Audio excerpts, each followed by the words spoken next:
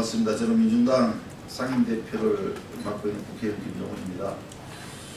오늘 김창환 공동 상임대표와 더불어 오늘 기자회견을 하고자 합니다.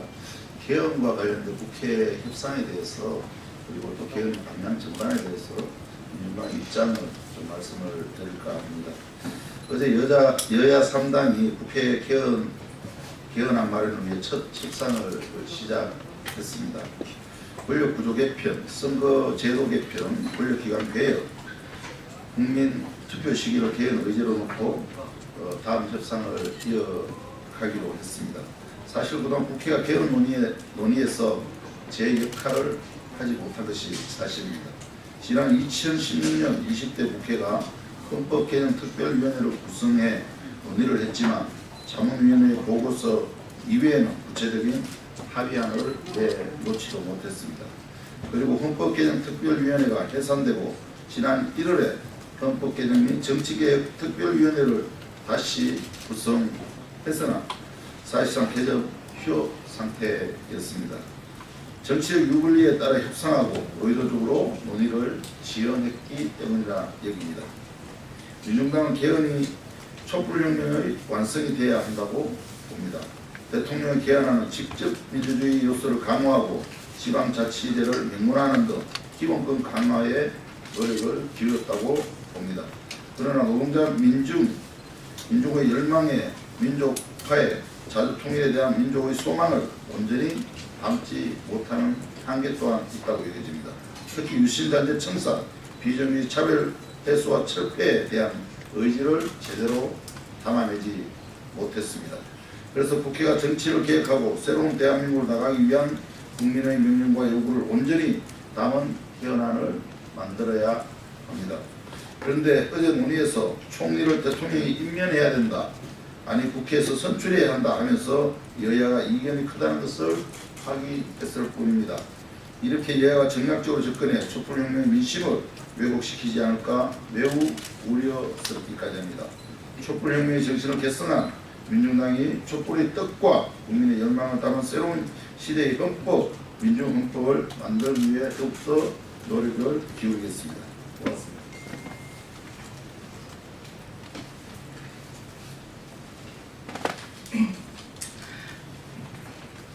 안녕하십니까. 저는 홈플러스의 마트 노동자이자 최저임금 당사자로서 최저임금위원회 노동자위원회 김진숙입니다.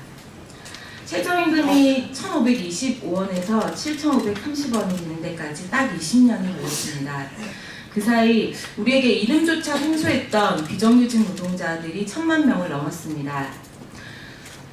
불안정한 고용과 해고의 위협, 저임금의 굴레에서 고통받는 노동자들이 1,000만 명이 넘었다는 이야기입니다.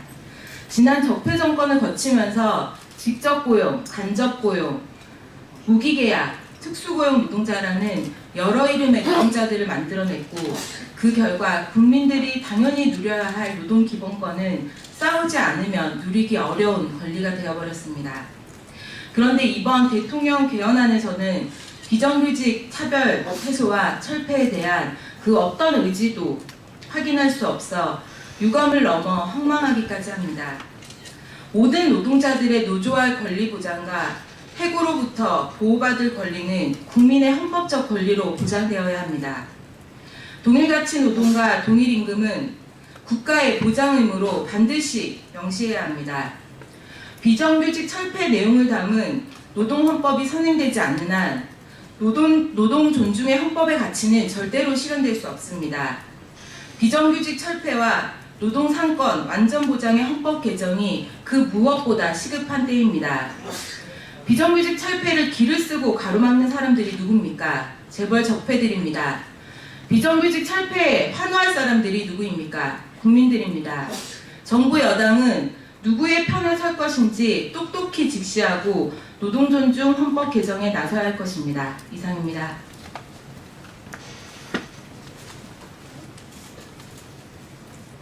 예, 저는 민중당 공동대표를 맡고 있는 농민민중당 대표 안주영입니다.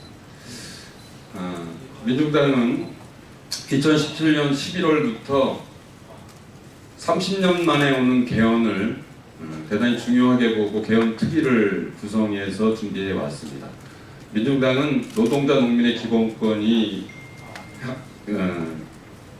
이번 개헌을 통해서 더 많이 신장될 것을 기본 관점으로 해서 평화 통일의 헌법이 갖추어질 것을 줄곧 요구해 왔습니다. 노동자들의 요구인 비정규직 철폐와 관련한 내용이 미흡한 것과 마찬가지로 농업과 농민에 대한 기본권이 이번 정부 대통령 발의안에 많이 빠져 있는 것에 대해서 농민들이 크게 실망하고 있습니다. 농민의 기본권과 식량 주권 그리고 농산물 최저가격 보장제에 대한 언급이 전혀 없는 상태이고 농업의 공익적 기능이라고 하는 것만 담겨져 있는 수준입니다.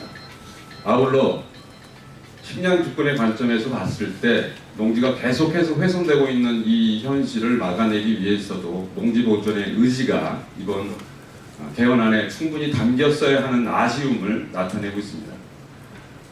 농민의 기본권을 보장하지 않고 우리 농업을 지켜나갈 수 없을 거라고 현장의 농민들이 요구하고 있습니다.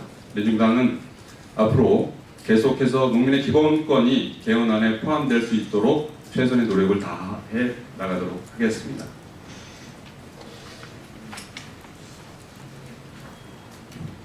예, 민중당 상임공동대표 김창환이라고 합니다. 이러한 내용을 담아서 기자회견문을 낭독해 드리도록 하겠습니다. 3월 26일 발의한 대통령 개헌안은 촛불혁명에서 분출한 국민의 힘에 의하여 시대 변화에 어울리지 않는 헌법 규정을 대폭 손질하였다는 긍정적 의미가 있습니다. 대의제 중심의 통치체제에 직접 민주주의 요소를 강화하고 지방자치제를 헌법에 명문화했으며 현대 민주주의가 요구하는 수준의 기본권 강화에 많은 노력을 들인 개정안이라 평가할 수 있습니다. 하지만 노동자, 농민 등 민중의 열망과 민족 화해, 자주 통일에 대한 민족적 소망을 오롯이 담고 있지 못했다는 근본적 한계를 드러냈습니다. 특히 유산잔재 청산이나 비정규직 차별 해소와 철폐에 대해 전혀 의지를 보이지 않는 것에 대해서는 강한 유감을 표하지 않을 수 없습니다. 몇 가지 문제점에 대해서 의견을 드리도록 하겠습니다. 첫째, 비정규직 철폐에 대한 강한 의지를 보이지 않았습니다. 둘째, 노동 기본권에 대한 획기적으로 강화되지 않았습니다. 셋째, 농업 보호와 농문 기본권 보장을 위해 한 발 더 나아가지 못했습니다. 넷째, 논란이 되고 있는 토지 공개념은 우리 사회의 극단적 양극화의 주범인 토지 분리수도 문제에 대한 근본적 해결책을 제시하지 못해 많은 아쉬움이 있습니다. 다섯째, 언론에서 거의 다루고 있지 않지만 정작 심각한 문제는 따로 있다 할 것입니다. 자유민주적 기본질서를 민주적 기본질서로 대체하지 않고 사상의 자유를 명시하지 않음으로써 국가보안법 폐기의 헌법적 근거를 망실시키고 새롭게 신설되고 강화된 기본권 조항을 언제든지 무력화시킬 수 있도록 방치하였습니다. 여섯째, 새로 도입하겠다라는 예산 법률주의로 행정 편의주의에 눌려 껍데기만 남게 될 수 있습니다. 결과적으로 이번에 발의된 대통령의 개헌안은 여러 긍정적 측면에도 불구하고 개헌은 촛불혁명의 완성이라는 시각에서 보면 매우 협소하고 제한적이라 평가할 수 있습니다. 대통령이 개헌안을 발의하자 뒤늦게 여야 3당이 국회 주도로 헌법 개정안을 합의하기 위한 협상에 돌입했습니다. 우리는 국회 주도 개헌안이 대통령 개헌안의 미흡한 점을 모두 보완할 것을 강력히 촉구합니다. 하지만 자유한국당과 보수야당이 비투권을 쥐고 있어 향후 개헌안에 대한 국회 합의안이 도출될 경우 대통령 안에 비해 매우 타협적이고 심지어 촛불혁명의 민심을 왜곡시킬 수 있는 개혁안이 될 수 있다는 우려 또한 갖고 있습니다. 특히 자유한국당에서 정의당에 이르기까지 총리 국회 추천제에 대한 강한 의지를 펴나가면서 이에 대해 촛불 시민들의 높은 경각심이 필요할 때입니다. 총리 국회 추천제는 제왕적 대통령제 폐단을 제거한다는 명분 아래 적폐 세력들이 권력을 분점하려는 정치적 의도에서 비롯된 만큼 결코 동의할 수 없습니다.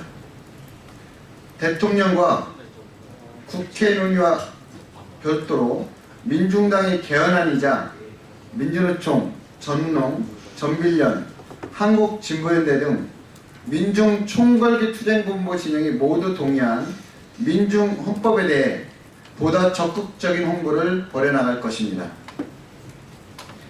이 운동은 지방선거와 함께 동시에 개헌 국민투표가 진행되지 못할 경우에도 계속 전개할 것입니다. 촛불혁명을 민중헌법으로 완성시켜 낼 것입니다. 이상 마치도록 하겠습니다. 고맙습니다.